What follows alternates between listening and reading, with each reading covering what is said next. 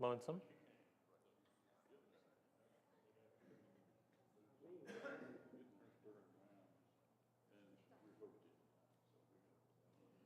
Well, good evening.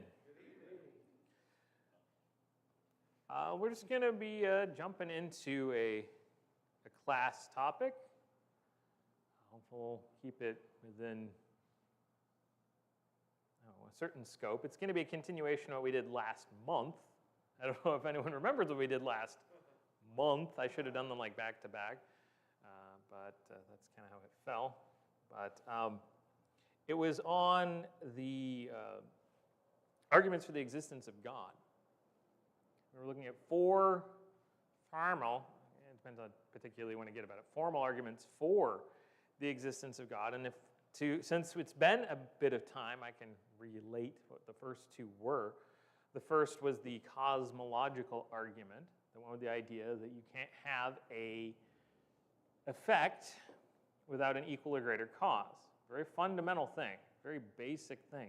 Something that has not been answered by deniers ever at all. They just come up with ways around it.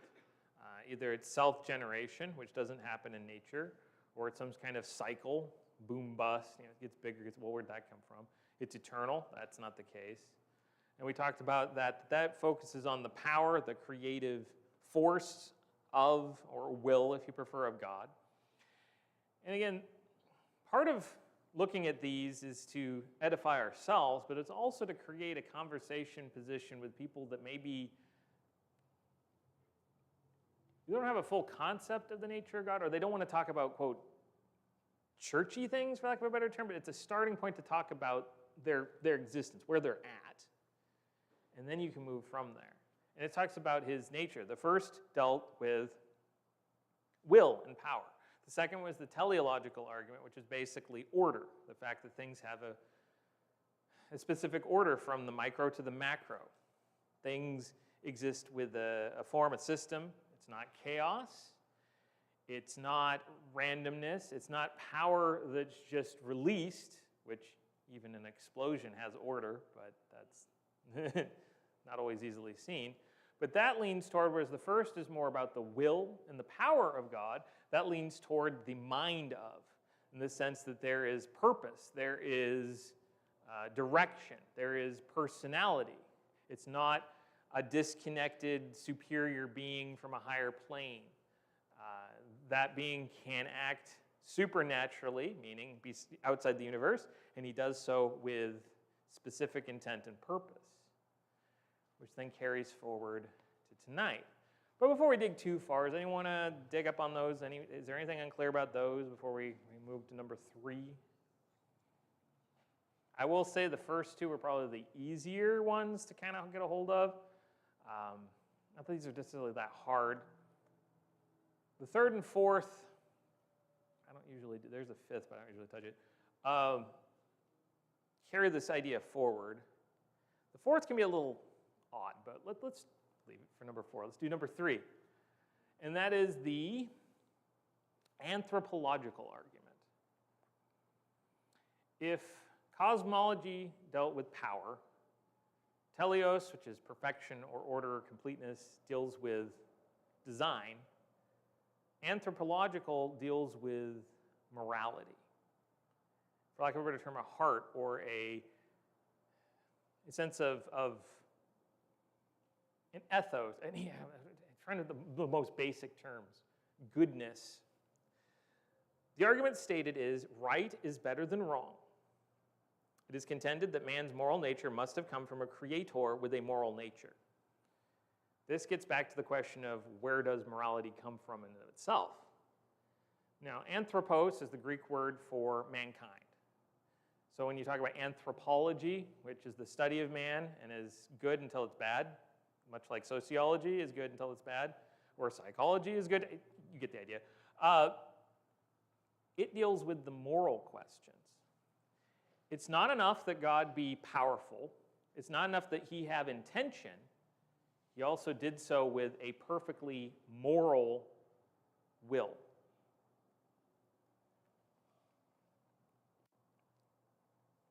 Again, this isn't meant as a complete treatise.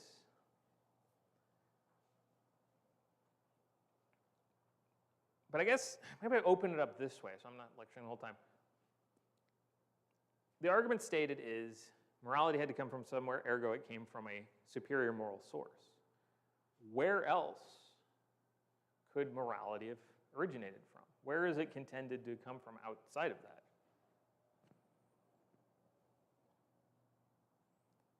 So are you asking? I'm not saying truth. What would the world, yeah, what is suggested as another moral source? Trial and error. Okay, trial and error. Okay. What does trial and error lead to? Does it lead to morality? Chaos. Why? Because I win. It's true. It really does follow a might makes right kind of a philosophy.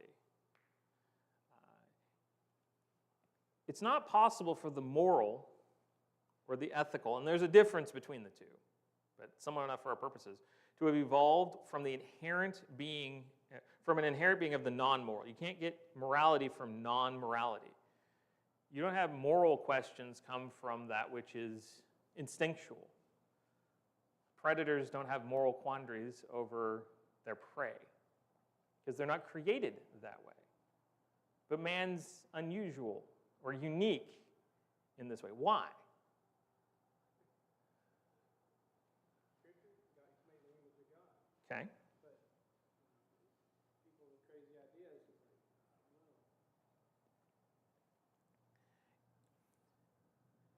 know. The idea is morality had to come from a source. It had to come from something outside of. Because again, if you're thinking in terms of systems, you can have an outside force that builds something.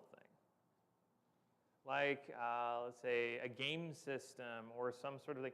You can create a system, but then you create the system with rules, right? Established norms. Otherwise, it serves little purpose. Why is it wrong to murder? Okay, okay. How can the world answer that question? What? Is it? That's fair. Well, you see, when you get into the sociological thing, well, what is best for the most number of people? Well, that you can sanction murder if you get enough people together. The notion of absolute right and wrong, lacking situational ethics, has been challenged by different inventions of man, and they always end in evil. For instance, utilitarianism. I'm not going to go to the nth degree on this one, but anyone familiar with the basic precept of the utilitarian? I know you are. You want to explain it? Oh, okay.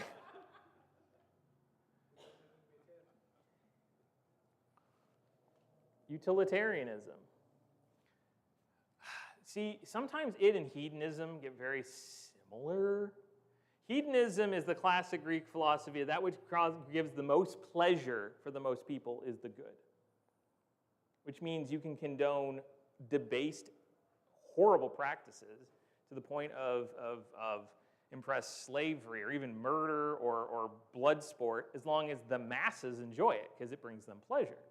There's your problem.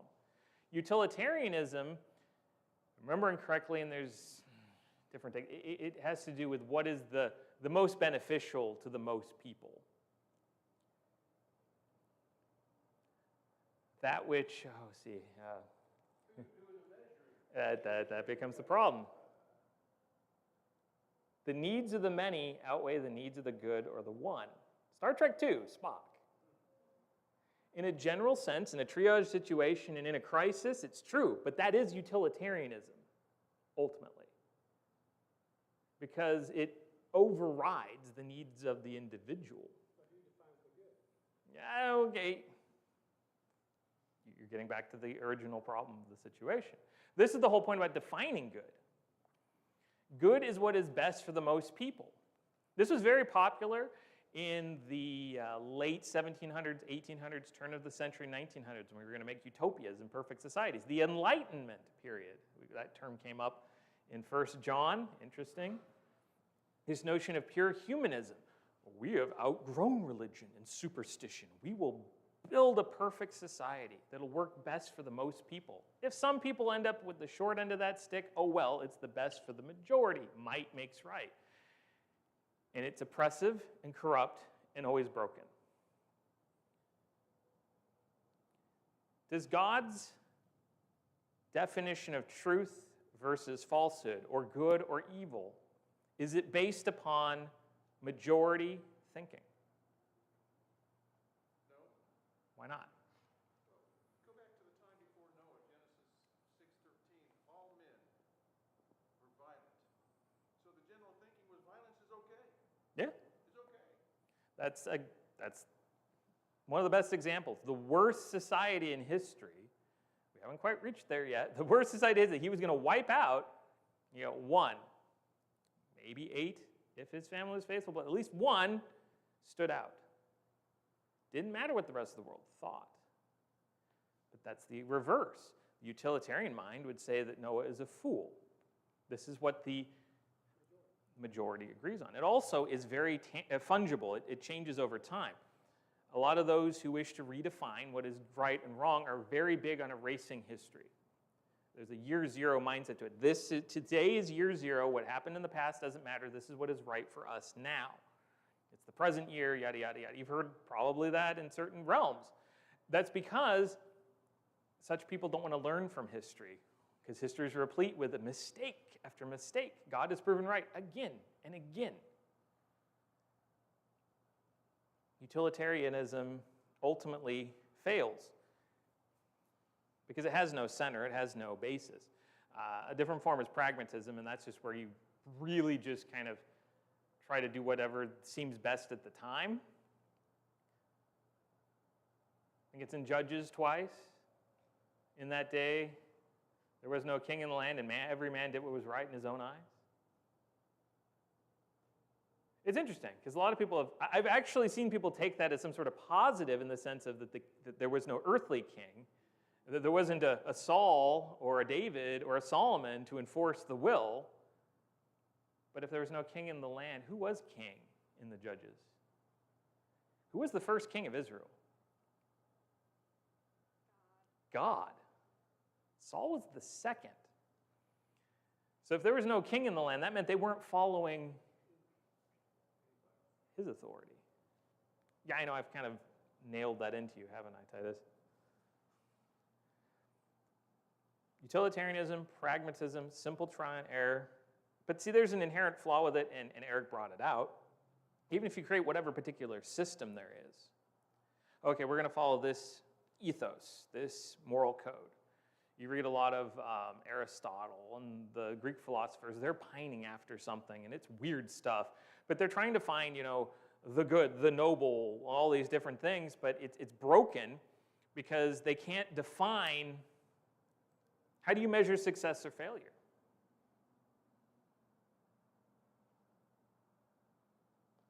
What is the measure of success without God? The one who has the most toys. That's true. Well, that's from your perspective. It doesn't have to be the right answer. That's a very 80s answer, by the way. I'm not a youngster either. Success can be whatever you define it, back to that, who defines the good. And so it's very independent, and then you start. It's subjective. Yes, and then you start applying your subjectivity on everybody else. Like, well, no, I know what's right and you don't. You're stupid, right? Well, and that's why the general culture is starting to really break, because we move from objective truth in its versus forms. We move to more of a subjective, I'm okay, you're okay, which is very popular in the 70s, different things. But the thing is, there are enough people that, for their own purposes, don't want you to be okay, so they're trying to enforce it in a world that wants you to let everything. It doesn't work. What's success? What is good? What is thing? Imagine this scenario is kind of one way I tried to explain it. You're just traveling. You're trying to get somewhere. And you've reached a decision point. Do you go left or do you go right? The thing is, you're lacking some key pieces of information. You don't have the location of where your destination is. That's kind of useful. Put that into good old Google Maps or something. At least you can go in a direction. But you don't know where it is. So do you go left or do you go right?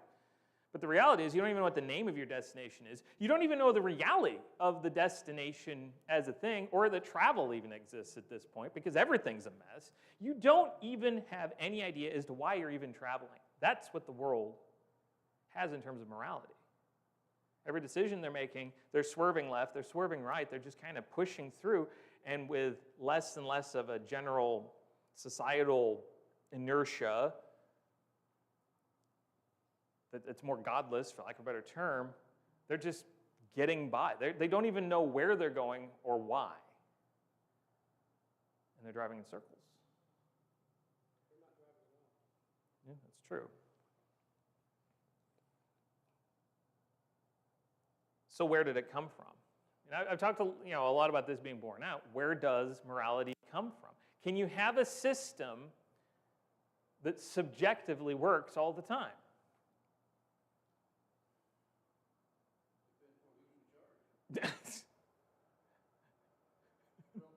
It still doesn't work all the time. Well, God's will, because he's the designer. But that's objective. I mean, subjective from our perspective. Is it objective or is it subjective? Well, he is the subject as the source. I was meaning in terms of everyone with their own subjective form. Whoever's in power is going to get usurped. That is true. That's true. You know, did we really even have morality until Moses came back down from the mountain Yes. and said, hey, thou shalt not, thou shalt not. Yes, we did. Because Cain knew it was wrong that he murdered his brother. How? Well, we also had a conscience. And that's one of those elements. There's always been law. Was there law in the garden?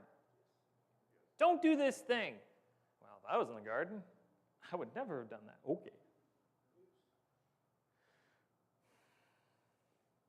The anthropological argument, and it goes into some other different directions confronting these things, but it really just gets down to the idea you can't have a moral,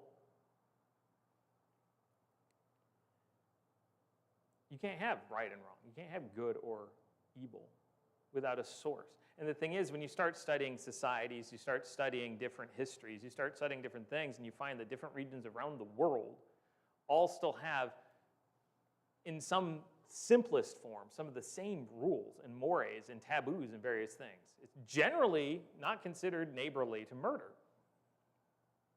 You wonder, where does that come from? It had its origin, the Code of Hammurabi, ancient law system, he cribbed God for a lot of it. There was always law, and it couldn't have come from man himself. Because in a system, if they say, well, it's like the rule of the jungle and survival of the fittest, which is actually a misapplication of evolution, but whatever, the notion of might makes right, well, into that system, boom, I should shoot John, take his stuff. What's to stop me? Well, you're more happy, you're stronger, so you might as well.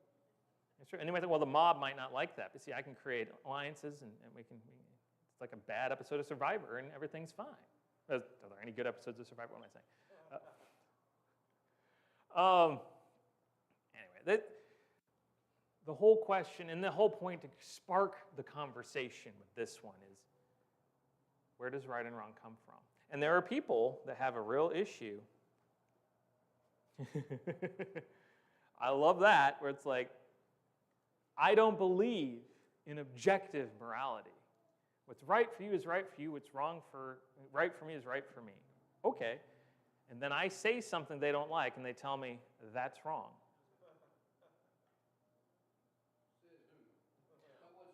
And you can take that even further. When someone simply says, there is no such thing as absolute truth, they're making a statement that is an absolute statement.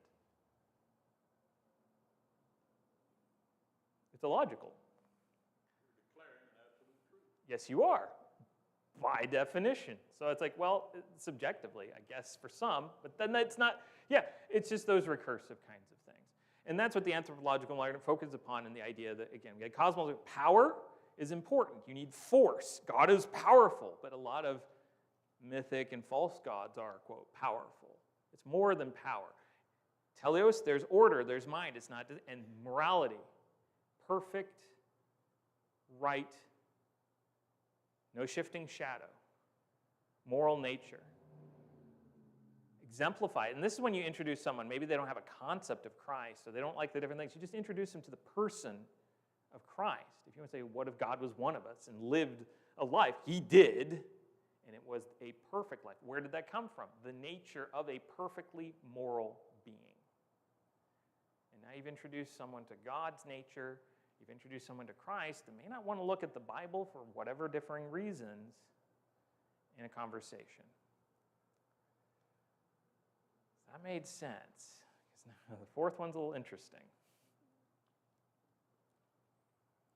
Any thoughts about that? I mean, we could get into like ethics and morals and such, but. Oh yeah, let's go to number 4. The ontological argument. Anyone used the word ontology or ontological in everyday conversation before? Have you? I have, and then people thought it was a weirdo. So, this one's interesting, but when you piece it together, it's kind of fun. Argument stated: the human mind has the necessary conception. The human mind has, at present, the necessary conception of a perfect and absolute being. The question is, where did that concept come from? Okay. Where did the notion of a perfect being come from? So once again, you have to define what is perfection. Okay. Where does that definition come from? Is it subjective or is it objective? Whose opinion? Yeah. If your starting statement is provable, we're created in the image of God. He stuck a little bit of himself in us, whether we like it or not. God has set eternity in our hearts. So that's what we're getting to here. This one's a little weird, I know. And then there's a lot of, this one's a little harder to use in everyday conversation, and a lot of people really challenge it. But it's dealing with the nature of the nature of God in us, that eternal nature, that's something. That there's an innate desire for man to worship a greater being. Yeah. Yearning after things. That's a universal thing. Anthropologists, when they'll dig up a spot of bones, grave, or whatever, they classically say that they can tell the difference between what could have been, if there's question, over primate in their mind, or a human settlement, because there are always objects of worship, without fail, of something.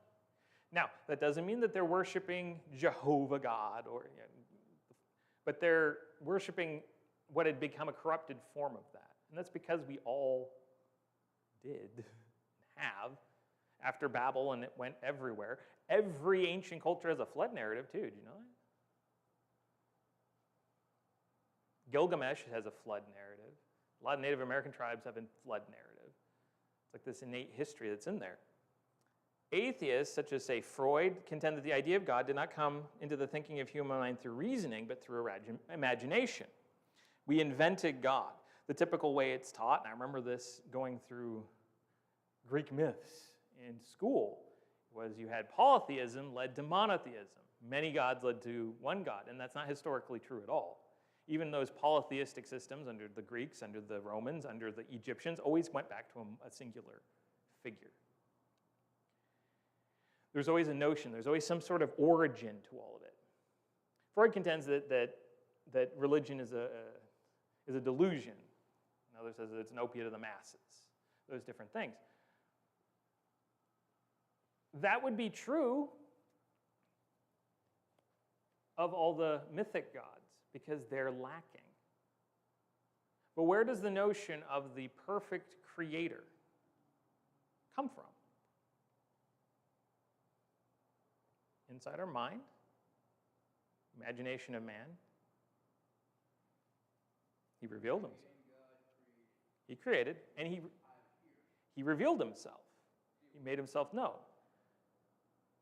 he had the means to communicate with us. I always hate the contention, this comes up in How We Got the Bible, which is an interesting study, is where some would say, well, God is obviously so much beyond us that we just can't comprehend him. So you're saying he can create us, but he can't communicate with us? That's kind of a weird statement. He chose to reveal himself and communicate, and that's what he did.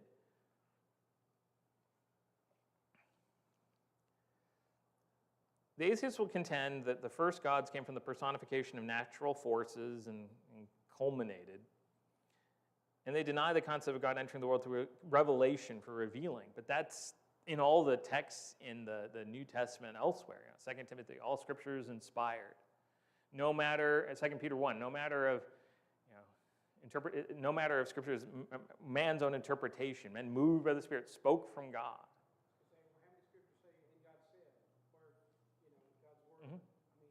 Originated there.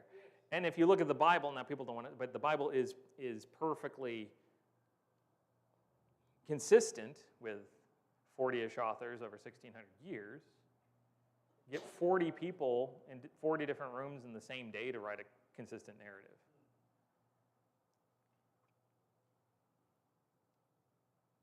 The key to all of it is it's impossible for the human imagination to contemplate a completely new idea. It has its origin in something in our experience that we can relate to. We're very imaginative,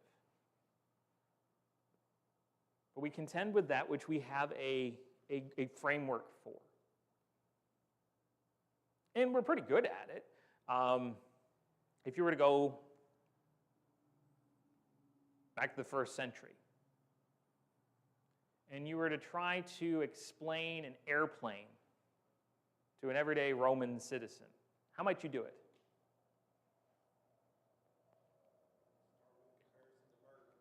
Okay, in their experience, birds have wings and tails and they fly. Maybe then connect it with a ship, a boat, a vessel of some kind, and you got yourself an airship, which is either a Zeppelin or a vehicle in every single JRPG ever made, such as Final Fantasy. There's always an airship for some reason. It's true. What? Yes, there's the airships in Mario, you're right. Mario 3, Super Mario 3. It's great. You got to take them all down. It's very important. But the point is, you're connecting to something that they have a concept of, a vessel that flies. It's very German, because the German language is incredibly literal. Like a submarine is an undersea boat. You're just taking concepts. But that's how we relate to things. That's how you would explain it. That's how they could understand. But it still has to be grounded in something in their experience until they see it for themselves. How about a tablet like this? How would you explain that to an Egyptian? They had tablets. They had styluses. How would you do that?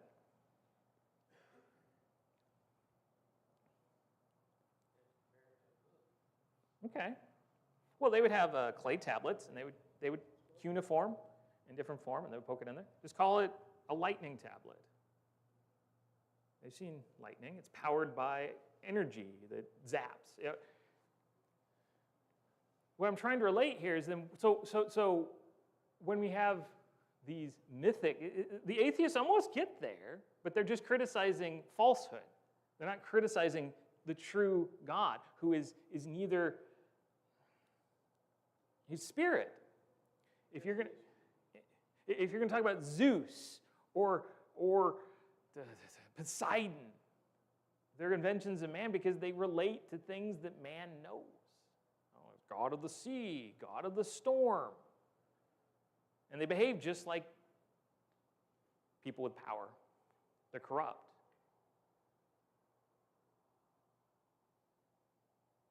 God, in the biblical sense, is truly unique. And this gets more interesting when you do a study just of the nature of God and the backgrounds of things. We can't fully comprehend it. I'm not saying that we understand, but the idea of an immutable, eternal, all-powerful, the omnis. There's 3 omnis: omniscient, all-knowing, omnipotent, all-powerful, and omnipresent, everywhere at once. Those are so different than our experience. Because he's so non-human. And, and he had to become human for us to relate to him in an example sense. And thanks be that he did. But how do we know if he's an invention of mind? That's the whole argument. Where did it come from? How did so many cultures over a period of time have a similar notion? It got corrupted, certainly. There were some things here, but people forget Jonah. I like to pick on him, the prophet who didn't do his job. Where was he eventually sent? Where did he finally go when he decided to do his job? Nineveh. Did he have to explain who God was to those people? They already knew. How? That's kind of an interesting question. There was knowledge of a powerful, the God of the Israelites, if nothing more than that. But it was more, and it was part of remember, they had a reputation by the time earlier on when they're going to the land, they get to Jericho, they were already scared because they heard about what happened in Egypt. They get to Canaan, they're already scared because they heard about what happened to Jericho. Or was it based on a figure that they could see? Well, he had theophanies. He appeared as a pillar of fire and the cloud. But he still had to appear and to make himself known. Did he have to reveal himself to man? Was there any obligation?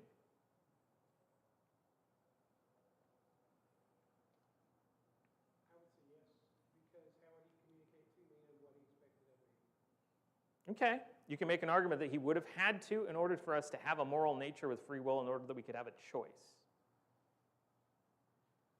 Okay, but did he have to reveal more than that? Did he have to reveal his could he be disinterested still? Could he have set us in the garden and just went, good luck, I'm here, don't do that? But that's not, there's no evidence that reinforces that. Well, and it doesn't fit his moral nature. That's yeah. I don't know. There are some people that treat the universe as if we're some sort of menagerie for the God's pleasure and everything, and that's not it. It's not in his nature. You don't die for a zoo.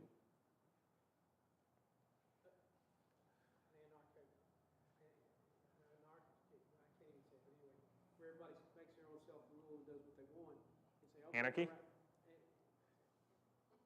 I'm trying to say anarchy, but I'm trying to make it into a Oh, but anyway, yeah. So you, anarchism? Sorry. but the idea that, so, and again, the common sense of God that he created this thing, this universe, this place where, and then he created these human beings, then he had expectations. And so common sense dictates that he would communicate to those beings what the expectations are so they could fulfill themselves, but also him. Well, you create some kind of a system. You establish rules. You're going to want to interact with it, right? You would assume. If you start with the concept that we're created in his image, then there's an automatic connection and line of communication. He'd have to communicate with himself. Yeah, There'd have to be a knowing between the created in his image and the one who created in the image. If the image is there, there has to be something. Well, and he chose. Yeah, and he chose to interact in that way. I was just saying in terms of, it's getting back to that idea of obligation. He was always going to. But maybe the better question is, could we find him on our own? He's all powerful. He could have done whatever he chose to do. And just because he chose to allow us into this eternal salvation with Jesus and having this relationship doesn't mean he had to do that. He could have done what so many other gods have done, right? We can read about the other gods in the Bible, men who called themselves gods and did that just for power, just to have people serve them. Well, he desired a relationship with us, and he showed us that in the garden, right? When he walked with Adam and Eve. He did. Before the fall of man. He showed that he wanted to have that relationship. So, but he didn't have to. Well, and if you want to wrinkle your brain a little bit more, you have to remember God is removed from time. We were talking about this. God's removed from time. So therefore, in order to, he had to commit himself, in a sense, to being the sacrifice before he created us at all, having known what would come. but he still chose to do it. There's still choice involved. So yeah, it's a different nature. It's a unique thing. Every time man does this, and this is what frustrates me about studies on comparative religion, world religion. Judaism is an interesting kind of asterisk, the old law, because a lot of people put it in terms of works-based and different things, and it really wasn't. It was aspirational. When they were doing the things, but they didn't have the right attitude, they were in just as much trouble. I could have related that this morning, the idea of, they made offerings, they were even doing it, but their hands were bloody. It's more about the attitude involved. But people will hold it up as being, it was a cultic religion, meaning animal sacrifice, is where that term comes from. But Christianity is unique for many reasons. But every other world religion, when you distill them down, when you boil them down, is you doing something to merit something, somehow. Because that's all man can really, the systems he creates, that's his norm. What God sets up is different, because God is different, and it's not of man. Doesn't matter if you're paying $20,000 to the Scientologist to raise your thetan level, or if you're doing the 5 pillars of Islam to earn your place with, or if you're, they're all aspirational. People, some twist Christianity into that. But biblical Christianity is not that. Where did it come from? That's the key of this argument. I'm going to give you Ecclesiastes 3:11, where Solomon said, he has set eternity in our hearts. That's just after he went through the whole list of there's a time for everything under heaven, that then the birds turned into a song. It's a good song, but they stole it. What does he mean by that? It's like, he set eternity in our hearts. That's a really weird expression. He's being poetic. Well, he's talking about we can't comprehend eternity, but there's something in us. We can sear it, we can tamper it, we can harden against it, but there's something in our nature that senses, that understands in some way that there is something more. And it's not of our own mind. And we aspire toward it. Where did that come from? That's the ontological argument. Like I said, it's a little harder to relate, and sometimes people can get really tripped up in it. But it's really interesting when you come around to that notion of, okay, why are we even having this conversation?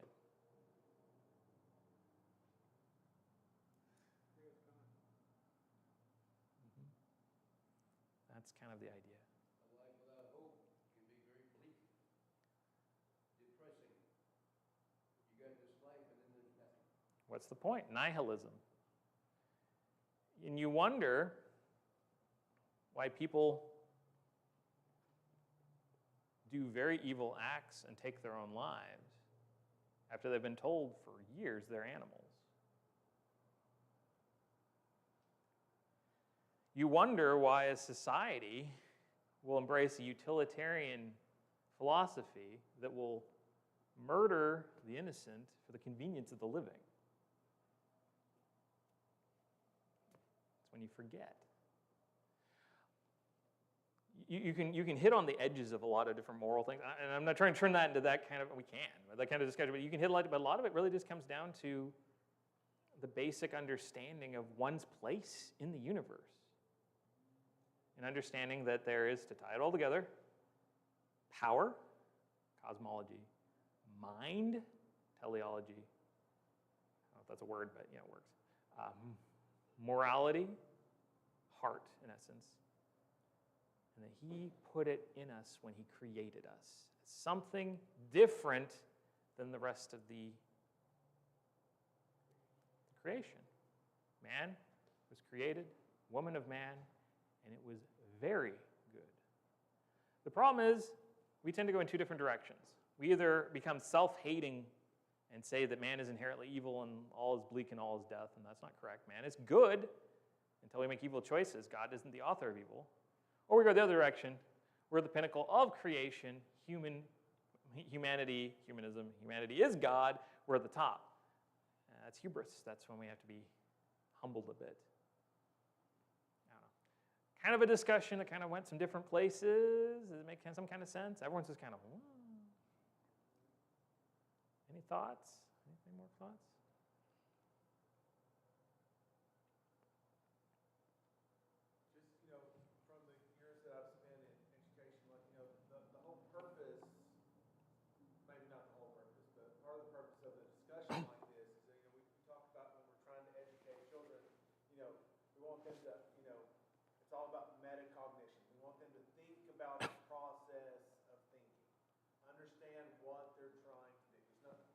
We just don't want you to memorize facts. We want you to understand the placement of facts and what that creates as a whole.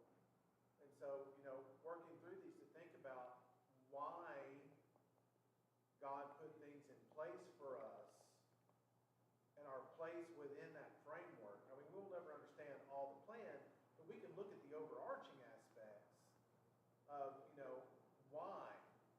So when people say, why does God let bad things happen? Well, no, because I can think about God's presence and his bigger piece and my small role in that because I've taken some of those things into account. I know that all things come from God, and I can talk about why I say that. And that's how you're able to express your faith to other people when they have the hard questions. Yeah. Well, and I think I might have last month, I don't know, maybe when I did a different study. There are different people in different places to reach with different things. And someone who's hostile to the Bible or to God's authority to say, wow, Proverbs says the fool has said in his heart there is no God. Take that. It's not going to be very convincing. It is circular reasoning if you're going to appeal to authority that they don't agree with. I mean, it isn't, but they'll argue it is. And it doesn't answer any questions. So the idea is sometimes to have some things in mind for conversations. This is why you talk about creationism and you talk about Christian evidences and those kind of things as well. Give us a foundation, but it also you're meeting people in their everyday lives where they're at, and it's some things to talk about. That's the key right there, is that you create a level playing field instead of a superior, inferior perspective, because when you create adversarial conversation, you're not going to reach anybody. Yep. But when you create that, we're just trying to find out the details here, let's find it out together, what do you think? And now you've created, we're on the same team, trying to apply the best we can the information we have. And if you got something I need to have, tell me. And if I have something you need to have, listen what I have to say. Yeah. Well, and I've had people ask questions like, why would you even talk about something along this topic? Well, You got to reach them somehow. the Bible assumes the existence of God. I don't know if you really thought about that, but it begins, in the beginning, God created. It doesn't, I mean, his attributes, his nature is in there, but it doesn't start with like a preface on, okay, this is God. Because it was written to an audience that knew who he was. Psalms 19 says you can read there's a God in creation. That's true. Romans 1 as well. The idea of the invisible attributes and all those different things. It's just sometimes we forget that it's not the 60s, it's not the 50s or 40s anymore, where a lot of our materials were meant to convert Baptists, for lack of a better term, who already have a concept of God, they have a concept of Jesus. We're just trying to bring a more correct interpretation of the New Testament. I'm not trying to be me, but that's kind of, you didn't have to build a lot of the foundation parts that we're going to have to as the years go by. Because less and less people even have a notion of who the biblical God and who the biblical Jesus even are. That's why Paul went to the synagogues first. Yep. They were already believers. Yeah, and he could talk about the finer things, and he could, in the sense of quoting from the Old Testament, making all these grand proofs. And then he would go down to the marketplace or the Areopagus, and he would simply say, there is a God, and this is how you know him. And it started a conversation where they were at. Yeah, so, I don't know, that was kind of why this is kind of an interesting thing to go through. Any last thoughts, comments? I think the plan was to do another class next week because we flipped it with singing for Christmas Eve. I think that's what we did. So we'll have something else next week then. Okay. I was looking around to see if there's anybody here that missed this morning. Yes. Did anyone miss the Lord's Supper this morning? Okay. So, yeah. Well, Eric, would you dismiss us in a prayer? Absolutely.